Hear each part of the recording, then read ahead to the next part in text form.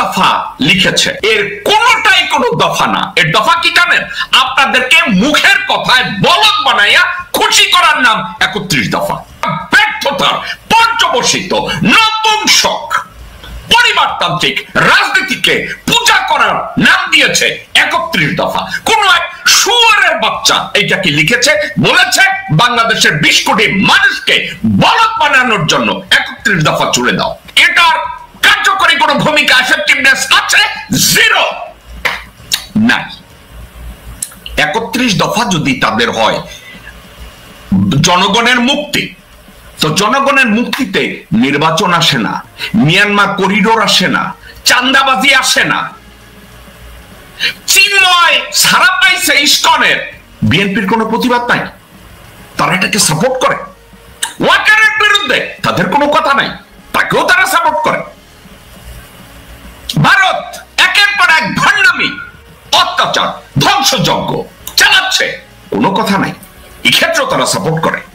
এই মুহূর্তে বিএনপির রাজনীতি বিএনপির নিয়ন্ত্রণে নাই, রাজনৈতিক দর্শন পুরোপুরি ভারতের নিয়ন্ত্রণে। বিএনপির দুইটা তিনটা জিনিস, তাদের যেটা চাওয়া পাওয়া, এটাকে যদি ইমপ্লিমেন্ট করা হয় তাহলে এর বেনিফিশিয়ারি বাংলাদেশের 20 কোটি মানুষ না, আমার দেশমাতা বাংলাদেশও বেনিফিশিয়ারি না।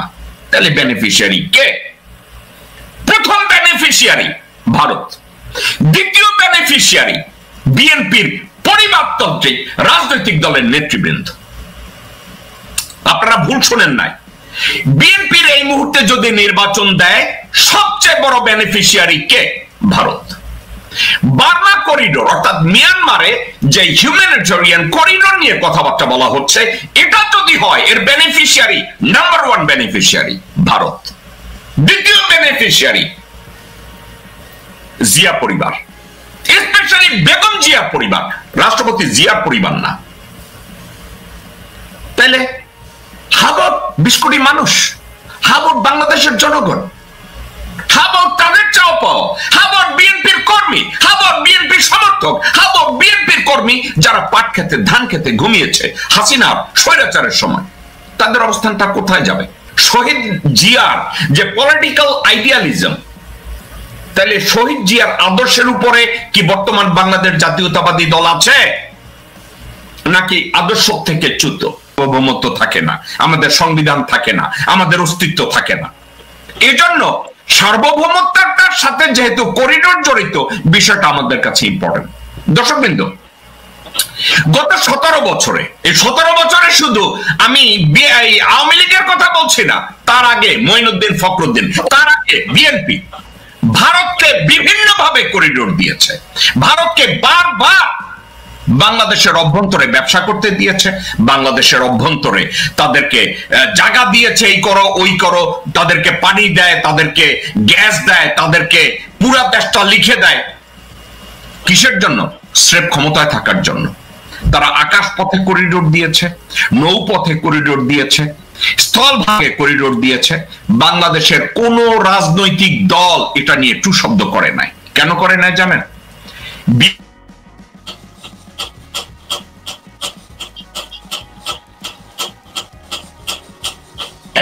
যে তোমাদেরকে সারা জীবন বাংলাদেশের রাজনীতিতে রিলেভেন্ট রাখবো, যেমন আমির খসরু মাহমুদ, যেমন ইকবাল হোসেন টুকু, যেমন মির্জা ফখরুল, মির্জা আব্বাস, আব্দুল আওয়াল মিন্টু।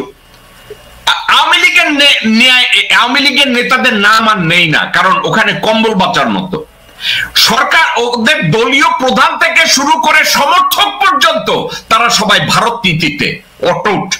ভারতের নীতি তাদের জন্য কোরআনের আয়াত। কোন মুসলমান ইমান নিয়ে আওয়ামী লীগ করতে পারে না। তো আওয়ামী লীগ নিয়ে আর আমি কথা বললাম না, এরা এই করিডোর নিয়ে কোনোদিন কথা বলে নাই। এখন যে মুহূর্তে ডক্টর মোহাম্মদ ইউনূস সিদ্ধান্ত নিয়েছেন রোহিঙ্গা সমস্যার সমাধান আমাদের করতে হবে, এত মিলিয়ন লোকজন আমাদের দেশে বসায় রাখা যাবে না, পরে আমাদের দেশের অস্তিত্ব নিয়ে টানন পোড়ন শুরু হবে। হাসিনা এটার সলিউশন কি পাইছে আপনাদের মনে আছে? আপনাদেরকে আমি মনে করাইয়া দেই। হাসিনা মাগি সৌদির কাছ থেকে বাকিতে তেল নিবে, এই জন্য 65,000 রোহিঙ্গাকে বাংলাদেশের নাগরিকত্ব দেওয়া হয়েছে। আচ্ছা, তখন বাংলাদেশ জাতীয়তাবাদী দল এটা প্রতিবাদ করছে, করে নাই। আমি জেকব মিল্টন করছি, অনলাইন অ্যাক্টিভিটিসদের ভিতরে অনেকে করছে, কে আগে করছে কে পরে করছে, দ্যাটস দ্য ইস্যু। এটা নিয়ে প্রতিবাদ আমরা করছি, কারণ বাকিতে তেল পাওয়ার জন্য সৌদি আরবের কন্ডিশনে হাসিনা মাগি 65,000 রোহিঙ্গাকে বাংলাদেশের নাগরিকত্ব দিছে। কে করেছে? হাসিনা করেছে। কে করেছে? আওয়ামী লীগ করেছে। কে করেছে? ভারতের নির্দেশে করেছে। কারণ কি জানেন?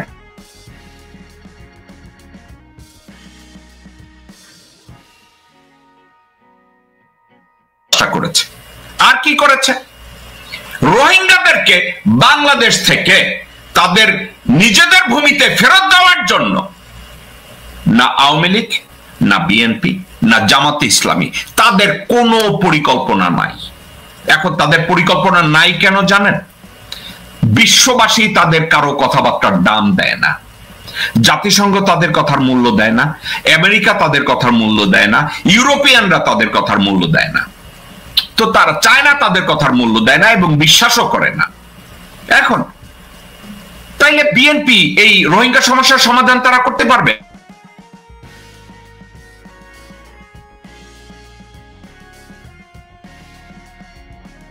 বাংলাদেশ প্রসঙ্গে, রোহিঙ্গা প্রসঙ্গে বাংলাদেশকে কোনো প্রকার সহায়তা ভারত করবে না, ওপেনলি বলে দিছে। বিএনপি সেটা জানে, অথচ বিএনপি এটা নিয়ে কোনো কথা বলে নাই যে ভারত কেন সহায়তা করবে না, রোহিঙ্গা ব্যাপারে ভারত কেন এই ব্যাপারে আমাদের সাথে যাবে না, একবারও বিএনপি বলে না। কেন বলে না? বিএনপি, আমি বুঝি না, কোন একটা বউকে বয়ফ্রেন্ড ভালো শাড়ি কিনা দেয়, ভালো জায়গায় ঘুরাইতে দেয়, গাড়িতে উঠায় দেয়, নিজের স্বামীরে বাদ দিয়া বয়ফ্রেন্ডের দিকে যাবে। বিএনপি বর্তমানে বাংলাদেশের জনগণ এবং বাংলাদেশের অস্তিত্ব বাদ দিয়ে বাংলাদেশ জাতীয়তাবাদী দলের প্রতিষ্ঠাতা শহীদ রাষ্ট্রপতি জিয়াউর রহমানের আদর্শ থেকে সরে গিয়ে তারা বিএনপির রাজনীতির মূল মন্ত্র ছেড়ে দিয়েছে ভারতীয়দের হাতে। ভারত যা বলে বিএনপি তাই করে, কারণ বিএনপি পরিচালিত হচ্ছে ভারতের গোলাম আব্দুল আউয়াল মিন্টুর দ্বারা, বিএনপি পরিচালিত হচ্ছে ভারতের নাগরিক এবং বাংলাদেশের যৌথ নাগরিক মির্জা ফখরুল ইসলাম আলমগীরের দ্বারা, বিএনপি পরিচালিত হচ্ছে গোর খোদক মির্জা আব্বাসের দ্বারা, বিএনপি পরিচালিত হচ্ছে আমির খসরু মাহমুদ চৌধুরীর দ্বারা, বিএনপি পরিচালিত হচ্ছে ভারতের নাগরিক এবং ভারতীয় পোষ্য সালাউদ্দিনের দ্বারা।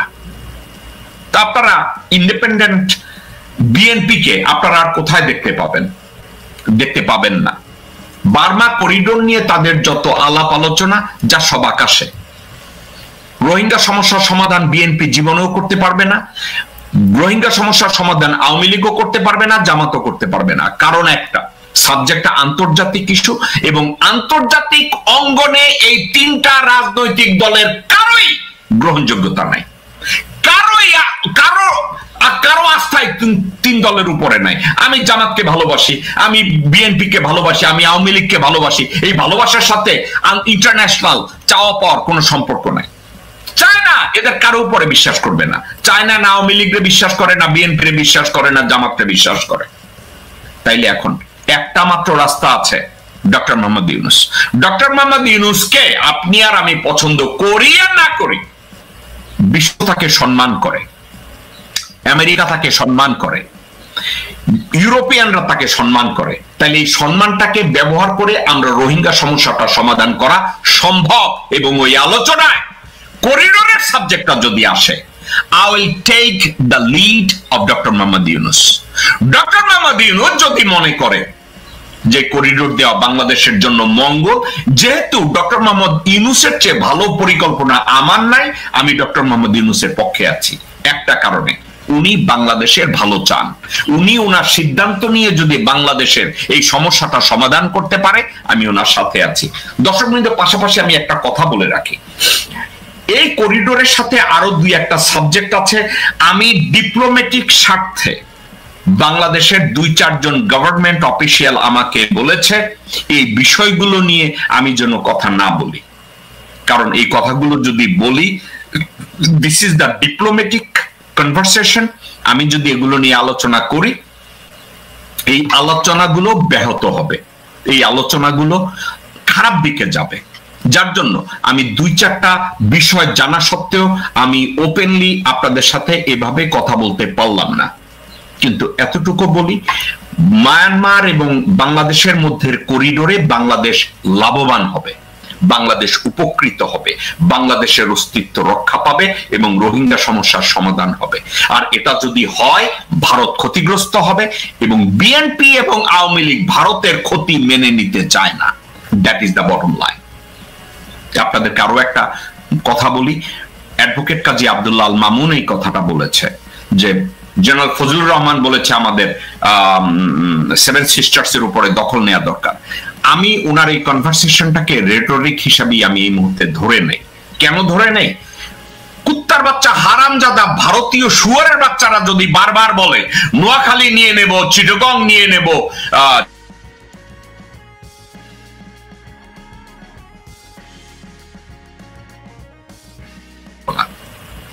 সর্বশেষ জেনারেল ওয়াকার, পলাশীর প্রান্তরে মির্জাফর ওয়াকারুজ্জামানের বাংলাদেশে কোনো ঠাঁই নাই, বাংলাদেশে তার কোনো গ্রহণযোগ্যতা নাই, আর্মিতেও তার কোনো গ্রহণযোগ্যতা নাই। শুধু বসে আছে ওখানে এবং চুপ্প বসে আছে বঙ্গভবনে এবং তাদেরকে ক্ষমতায় রাখছে বাংলাদেশ জাতীয়তাবাদী দল, তাদেরকে ক্ষমতায় রাখছে আওয়ামী লীগ। দর্শকবৃন্দ, এই বিষয়ের উপরে এটা শেষ।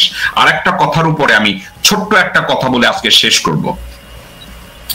যেদিন হাসনাত আব্দুল্লাহ বলেছে যে ওয়াকার ডক্টর মোহাম্মদ ইউনূসকে সরকার প্রধান হিসেবে চায় নাই, যেদিন আসিফ মাহমুদ বলেছে জেনারেল ওয়াকার ডক্টর মোহাম্মদ ইউনূসকে সরকার প্রধান হিসেবে চায় নাই, আমি ওই দিন থেকে জানি যে হাসনাত আব্দুল্লাহ এবং আসিফ মাহমুদ ওদের জীবনের উপরে অনেক একটা হুমকি আছে। তাদেরকে মেরে ফেলার চেষ্টা করা হবে, তাদেরকে গায়েব করে দেওয়ার চেষ্টা করা হবে, তাদের বংশকে ধ্বংস করার চেষ্টা করা হবে। আজকের কথাটা কেন টানলাম? গতকালকের হাসনাত আব্দুল্লাহর উপরে আক্রমণ হয়েছে গাজীপুরে, তাকে মেরে ফেলার চেষ্টা করা হয়েছে, তাকে আহত করা হয়েছে। থ্যাংক আল্লাহ, আল্লাহ তাকে রক্ষা করেছে, আল্লাহ তাকে বাঁচিয়ে রেখেছে। আমি বাংলাদেশের প্রশাসন, স্পেশালি লেফটেন্যান্ট জেনারেল জাহাঙ্গীর এবং আসিফ নজরুল, আপনাদেরকে একটা কথা বলি।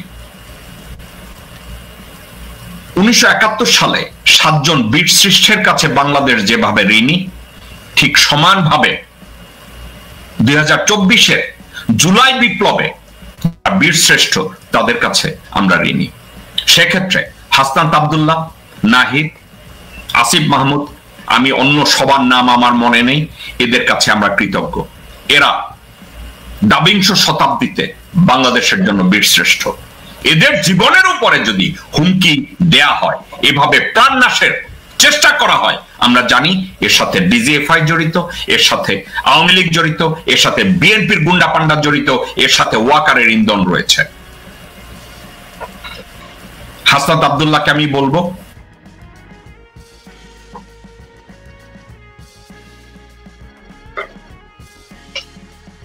তাদের অনেক দায়িত্ব থাকে, তারা এতটা মেনটেন করতে পারে না, যেহেতু you are not holding any government position. কিন্তু you have to become more careful. Asif Mahmud, you have to become more careful ছো। নাহিদ, ইউ ছো। আপনাদের উপরে যেই হত্যার হামলা হয়েছে আমি নিন্দা জ্ঞাপন করছি।